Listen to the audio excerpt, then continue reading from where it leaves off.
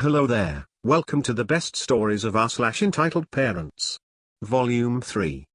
I hope you're prepared for the awfulness that ensues. Let's begin. Our first story is entitled Mom Almost Kills Her Child Because She Wanted Him to Ride a Ride He Wasn't Allowed to, Tries to Press Assault Charges Against Me. So I've been lurking for a bit, and decided to share my entitled parent story. This is gonna be a long one. When I was 16, I worked at the amusement park in my city. It wasn't a big one, but it wasn't small either. Most of our rides were aimed towards elementary school-aged children, though we had a few for the older kids as well. Anyways, I was a rides operator, and that day, I was assigned to a ride designed for older kids. We had to measure the kids, and they couldn't go on if they were under the height requirements no matter what, even if they had a parent with them, because it was a ride that only had a bar that went across your stomach, so someone too small could easily fall off. Entitled Mother, who we'll call EM, and her entitled brat, EB, are in line, and I can already tell the kid is gonna be too short to ride without even having to measure him. He's pretty far back, so I know it's gonna be 1 or 2 runs before he makes it on, so after I'm done loading, I tell EM that her kid is too short for the ride and that they should go try the smaller version of it on the other side of the park. She looks at me with the dirtiest stare ever and just says, "We're gonna wait here." Now I have to run my ride because I need to meet certain times, so I don't argue. Time goes by and she's finally at the start of the line. I measure her kid, and of course he's like 6 inches shorter than the height requirements. Me: "I'm sorry mom, but your child is too short to ride this ride.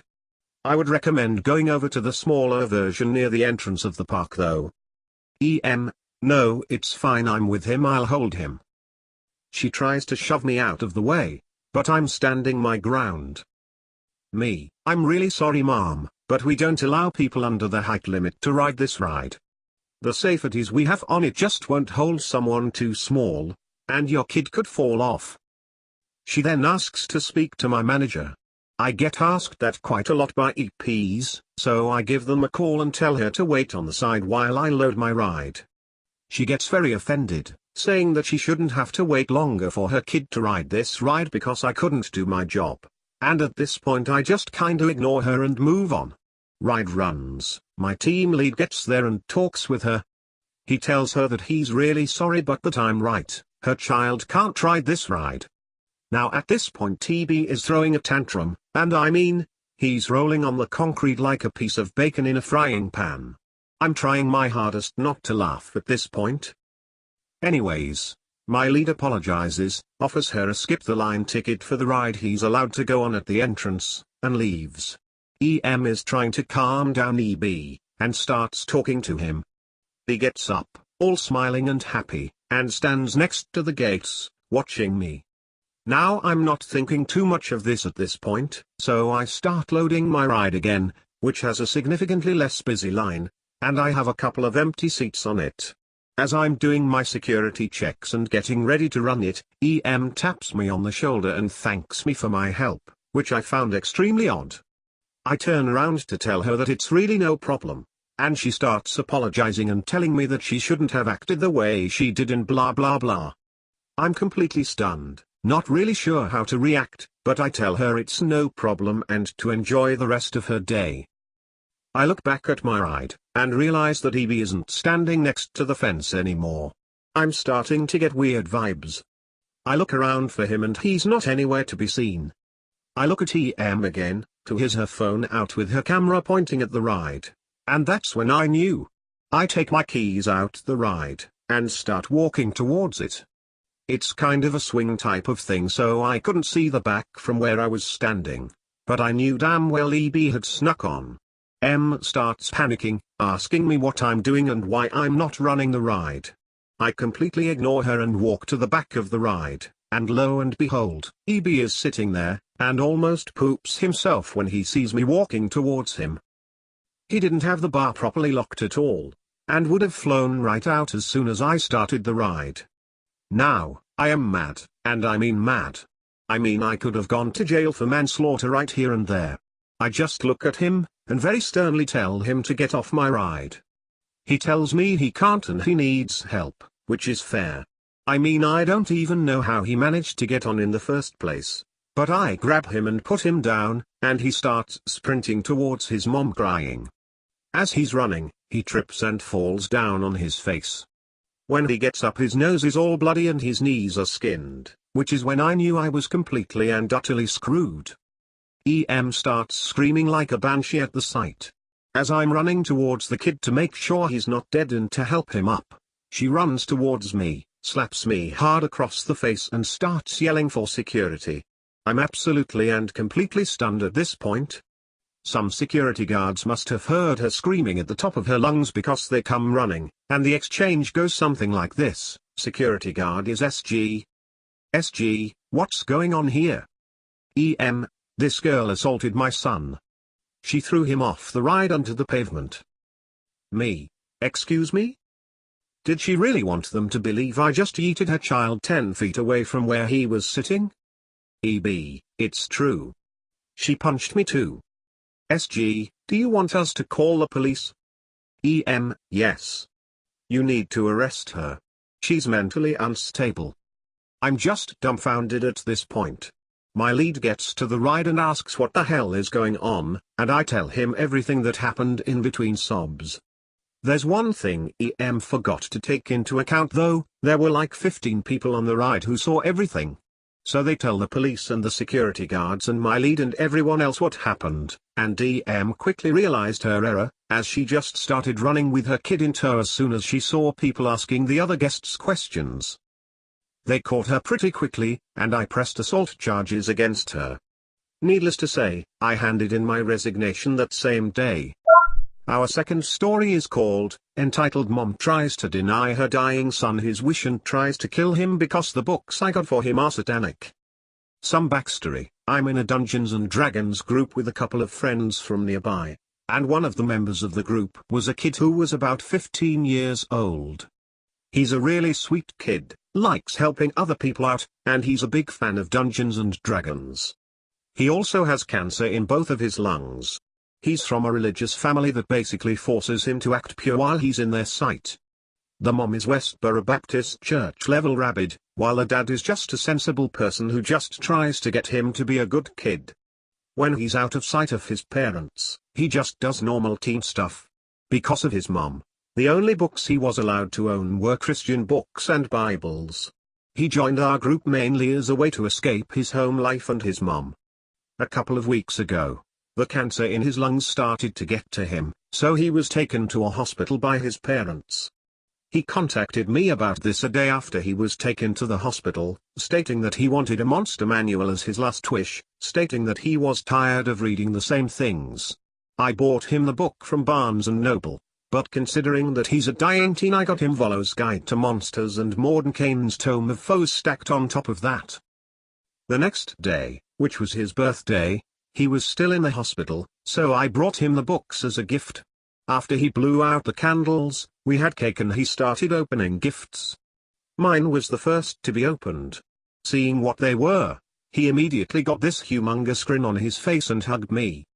Meanwhile, his mom stared down at the books with a look of pure disgust, with her husband staring at her with this wary look in his eyes. She picks up one of the books and relights one of the candles and holds the damn book over it to try and set it on fire. I managed to stop her and demand, "What the hell are you doing? He asked me to get those books and I'm not going to let you take them away." His mom simply stared me down and said something along the lines of the books being sinful, satanic, and full of evil and that her son had no business with them. I retort and say that her son can read what he wants and that she shouldn't have to force him to be Christian. She starts getting red in the face and yelling at me about essentially forcing children to believe in God from a young age. I state that I'm a Baptist, which I actually am, and say that faith in God is a matter between God and the individual. She turns red all over and actively starts to try and destroy the books, with me, my friend, and her husband trying to stop her. At one point, I shouted, "Would God want you to do this? To restrict your dying son's freedom of expression?" Right in her face. This just sets her totally ablaze. She tosses the books aside and starts trying to strangle her son, and her husband calls security immediately when she does this. Security get here within about a minute of the two of us trying to pry EM off of her son and drag her away, with her shouting that we're all Catamites to the devil. Both her husband and my friend charge her with child abuse, assault, and attempted murder. Trial's still going, and I'll try to update this post as the trial goes on. Here is an update the op added later. Edit 4, trial was almost a disaster. Me, him, and her husband all prosecuted against her. The moment she saw us she tried to tackle us, shouting something about divine retribution, but the officers restrained her. During the whole thing, she kept pinning the blame on me and him, calling us corrupted by sin. Needless to say, she was pronounced guilty of all 3 charges that I mentioned earlier. The moment she heard this, she went ape crazy and tried to attack the judge, but officers taced her to the floor. Now she'll be serving for 20 years for the other 3 charges, with 10 more on top of assaulting a court official.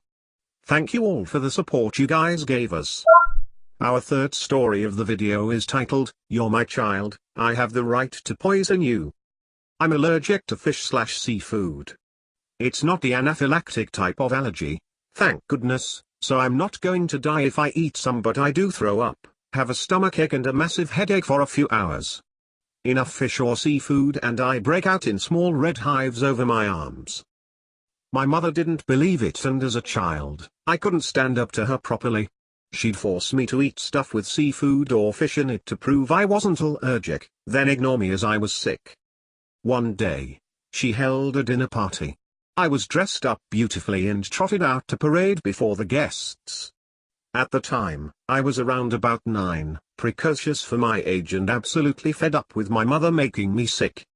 When she held out a fish cutlet, fish cooked with vegetables, rolled into a ball, covered in batter and fried, for me to eat, I saw my chance. Me, loudly, I can't eat that, I'm allergic to fish. Mother, no, you're not. Eat it. Me, I am allergic. I'll throw up. No Asian mother will back down in front of guests for fear of looking like she can't discipline her child. My mother grabbed the fish cutlet, shoved it to my mouth and said in her most firm voice of command, eat. So I ate it. Cut to about 10 minutes later. I go up to my mother and tug on her sari to get attention. Me, I don't feel well, bath. I vomited on her, on the expensive carpet and in full view of all the guests. My mother has a reputation for being a kind, generous, charitable and very religious woman, so in front of all the guests, she couldn't do anything except act sympathetic and send me off to bed to recover. She never made me eat fish or seafood again. I am a big fan of the malicious compliance in that story. Our fourth story for this video is titled, My Friend's Boobies Are Offensive to EM. So, basic information, me and my best friends were in a beach, just chilling. One thing I need to inform is that my best friend is on the big-breasted side of the spectrum. So, like any big-breasted woman, bikinis are a nightmare to her. She always is stared at, and that makes she really uncomfortable. Now to the story. Me and her were in a more secluded part of the beach, we had swam and we decided to sit a bit. When we come back to our chairs, a family has settled down near us. The mom was in her late 30s and the dad was in his early 50s, they had a child with them, a 9-ish years old boy. We didn't pay mind to them, we just sit on our chairs and talk for a bit. I noticed the dad of the family looking at my friend but paid no mind. I decide to pick something to drink, there was a bar nearby. I asked my friend if she wanted something, she asked me for a lemonade. I go to the bar and see the EM coming near me. I waited in the line, until EM comes to talk to me. EM, entitled Mother. Me, a unicorn. EM, hi, I saw that you and your friend are nearby me and my family. I just nodded to her. I think your friend is really beautiful, but she's showing too much cleavage. I looked at her, trying to think what to respond to this. Me, well, she can't be faulted for being born with big breasts, can she? She looked at me like she was expecting me to agree with her. EM, well, she could not use a bikini that small, she said with a somewhat annoyed voice. Me, she can do whatever she wants, lady. She become red at that. I don't think that this woman has ever heard someone disagree with her before. She is looking like a slut. My child will be traumatized. I looked back to where my friend is sitting. I have a clear view of her and the EM's family. Her child is doing sand castles, a cute view I might add, and her husband is staring hard at my friend who was passing sunscreen at the time. So, the problem was not her child, it was her husband. Me, well, I can't do much, lady. Now please leave me alone. Finally it was my turn, so I pick my drinks and ignore the EM. She wasn't happy about it though. EM, don't you dare ignore me, young man. I'm not finished. I just look at her and took a sip of my drink before saying, me, lady, your kid isn't even looking at my friend. Your husband on other hand. I pointed at her husband who was staring at my friend with hungry eyes. She looked shocked, and just starting walk to her husband. I go to my friend, gave her drink and sit beside her, watching the wife furious whispers to her husband. Not long after, my friend and I decided to leave. I didn't tell my friend about the crazy lady. She has confidence issues enough. At least I didn't see this family ever again. Our fifth and final story should be a good one for anybody that works in IT and has to deal with colleagues unwilling to learn. It is titled, EP Angry That I Won't Be Her Family IT Guy at Work. I work IT for a small company. I support about 25 people total. Anything tech related owned by the company and I am involved in it. I like my job. Most of the folks working here are good people, even though some of them are very difficult to train on computers. EP is a middle-aged woman who, as far as I can tell, gets paid more than I do to do about 45 minutes of work a day that she stretches into a full 8-hour shift. She can't really even do that 45 minutes of work correctly most of the time, and I've had to come and retrain her on the software we use several times a month. EP also refuses to listen when I am helping her with tech issues and has something new to complain at me about every week. I'm told she only got the job because her dad and the owner of the company are old drinking buddies. Well, as annoying as EP is, I was able to mostly ignore her until this incident last week. I am in my office working on something when EP comes in with a laptop, some cables, and an iPad. She sets them down on my desk and just looks at me without saying a word. Me, what's all this? EP, my son's laptop and my iPad are having trouble. Can you fix them? Me, sorry EP. I don't work on personal devices. If it isn't owned by the company, I won't work on it. You will have to go to a shop or something. EP, oh come on. You fix this kinda stuff all the time. I bet it takes you 5-10 minutes tops to get them running. Then you can get back to whatever else you wanna fix. Me, pushing the items back toward EP, sorry EP, not happening. EP, turning several shades of purple and red at this point. What the hell is wrong with you? You sit around all day doing nothing, and when you finally come out of your office it's to fix things that you obviously screwed up because you're incompetent. Just fix the damn things so I can take them home and use them again. I don't know why owner even keeps you around, you are so useless. Me, yeah, I'm gonna have to ask you to leave my office so I can get back to work. I go back to working on things and EP grabs her stuff and storms out, slamming my door behind her. I get a call about 20 minutes later from the owner asking why EP was demanding I be fired. She had told him that I had laughed in her face and refused to help her. She even said I threatened to never help her with IT problems at work again because I was mad. She called me out on being lazy. I explained what actually happened and offered to send owner a copy of the camera footage of the entire incident since there is a camera overlooking my entire office. Owner requested the footage, so I sent it to him. I get in the next day and I realize EP isn't there. I ask around and apparently owner called EP into his office and spoke with her about the incident. She tried to double down on her lies when owner showed her the footage, including audio, and caught her in the lie. He then offered to let her take some time off to cool her head before coming back to work, but that he'd expect her to make an apology to me for her behavior. This enraged EP, who everyone could hear even through closed doors, and after screaming about how awful a person I was, she stormed out of owner's office, grabbed her things, and shouted I quit before leaving. So she's gone for good. EP was so unwilling to own up to her own poor behavior and apologize to me that she threw away a cushy job making way more money than she is likely to make anywhere else around here. What a bloody idiot. On the plus side, without EP here constantly complaining, I am getting a bit more work done each day. Why is it so difficult for some people to own up to their mistakes or bad behavior? Are they too proud to let anyone know that they might have done something wrong? Let us know what you think in the comments. Hit that like button and subscribe for a new video every day. Thanks for watching. Farewell.